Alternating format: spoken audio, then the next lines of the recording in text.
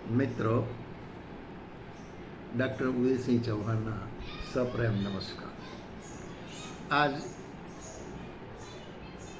विश्व मैत्री अभियान की दूसरी कड़ी मैं प्रारंभ कर रहा हूँ। विश्व मैत्री अभियान ये शुरू करने के लिए जो प्रेरणा देने वाली है हमारे शिकागो की परम पूज्य गुरुदेव की मानस पुत्री कुसुमबेन पटेल। अब हम इसकी दूसरी कड़ी शुरू करते हैं। आप ध्यान से सुनिए। अगर ये दूसरी कड़ी की जो कुछ है वो अपने जीवन में आ जाए, हम उसको अपने जीवन में उसके धारण करें, तो निश्चित रूप से मनुष्य सामान्य नहीं महामानव बन सकता है।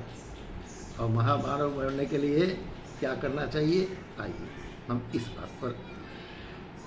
मैं जब पढ़ता था तब एक दिन लाइब्रेरी में से एक किताब मेरे हाथ में आ गई। उस किताब का नाम था बाइबल। उसी वक्त पता नहीं था ये बाइबल क्या चीज़ होती है, हो गई कोई नॉवेल वगैरह वगैरह ऐसा मान लिया था मैंने। लेकिन जब मैं पढ़ने लगा तो उसमें एक उदाहरण आया। ये उदाहरण का उसी वक्त मुझे कुछ समझ में नहीं आया, लेकिन अब आ रहा है कि ये उदाहरण कितना सटीक, मनुष्य जीवन के लिए कितना उपयोगी और अपने मनुष्य जीवन बनाने के लिए ये कितना पथदर्शक है, वो बाद में पता चला। आइए मैं इस उदाहरण की बात आपको बताता हूँ कि मैंने क्या पढ़ा था। उसमें ये लिखा था कि एक आदमी ने को अपना मकान बनाना था। उसने बालू में अपनी नींव बनाई, मकान की नींव बालू में बनाई और मकान तैयार हो गया। उनका दूसरा मित्र था, मैं बाइबल की बात बता रहा हूँ आपको। उसका दूसरा मित्र था। वो दूसरा मित्र उसने बालू में नींव नहीं रखी, उन्हें एक पत्थर की मजबूत जो चट्टान थी उस चट्टान में उसने नींव रखी। दोनों मकान तैयार हो गए और एक समय ऐसा आया, भयंकर आंधी आ गई और आंधी आने से जो बालू के अंदर नींव रखी थी वो मकान ढह गया, खत्म हो गया। लेकिन जो चट्टान में जिसने नींव रखी थी वो मकान इतना मजबूत था कि इतनी आंधी आने पर भी उसको कोई नुकसान नहीं हुआ। अब मैं उसी वक्त तो पढ़ता था, इसीलिए इसके गहन मैंने अध्ययन नहीं किया, इसकी जानकारी मुझे नहीं आई। लेकिन अब मुझे इसकी जानकारी मिल गई। परम पूज्य गुरुदेव के साथ रहकर मैं समझने लायक हो गया कि भाई ये इसका अर्थ क्या है। बाइबल ने इतनी छोटी स्टोरी जो बच्चों की है वो लिखने की क्या ज़रूरत थी। लेकिन अब समझ में आया है कि अपना जीवन मकान अपना जीवन मकान, वो जीवन मकान बनाने के लिए अपनी नींव ऐसी मजबूत चट्टान में होनी चाहिए कि चाहे जितनी भी आंधी तूफान आ जाए वो कभी उसको नुकसान नहीं पहुंचा सकते। अगर नींव बालू में रखी गई तो निश्चित पड़े मानना कि आंधी में वो टिक नहीं पाएगी।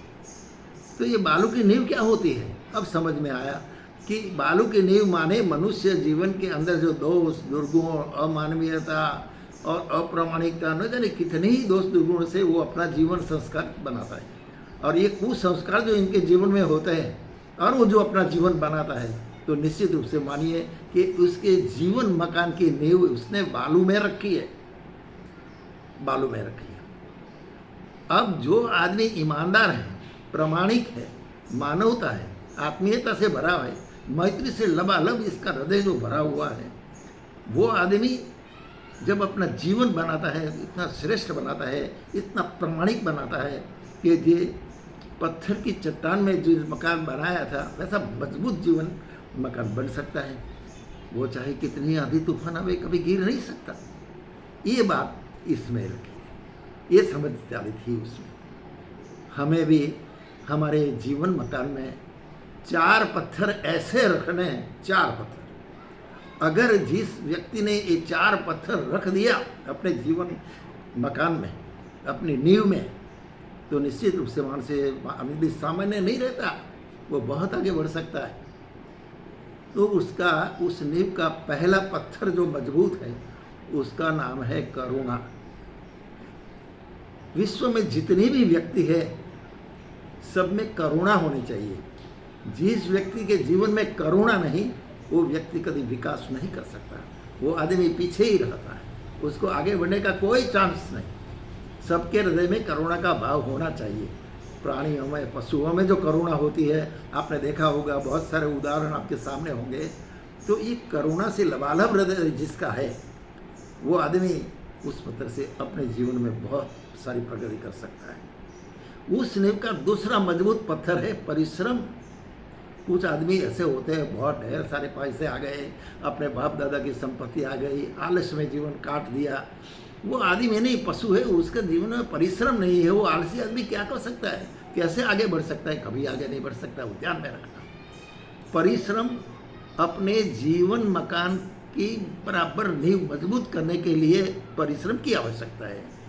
तो हमारे सभी भाइयों को इस बात को समझना चाहिए कि करुणा के साथ साथ हमारा दूसरा पत्थर परिश्रम का होना चाहिए। हमें आलसी नहीं बनना चाहिए। जो भी काम हाथ में लिया वो परिपूर्ण करने के लिए हम कभी आलस नहीं करनी चाहिए। ये दूसरा पत्थर है। अच्छा, आइए आगे बढ़ते हैं कि तीसरा पत्थर कौन सा मजबूत है नींव के लिए। तो तीसरा पत्थर का नाम है वफादारी। जिस आदमी में वफादारी का गुण नहीं, वो आत्मीयता इनमें होती ही नहीं, न इसमें करुणा है, न वो परिश्रम कर सकता है।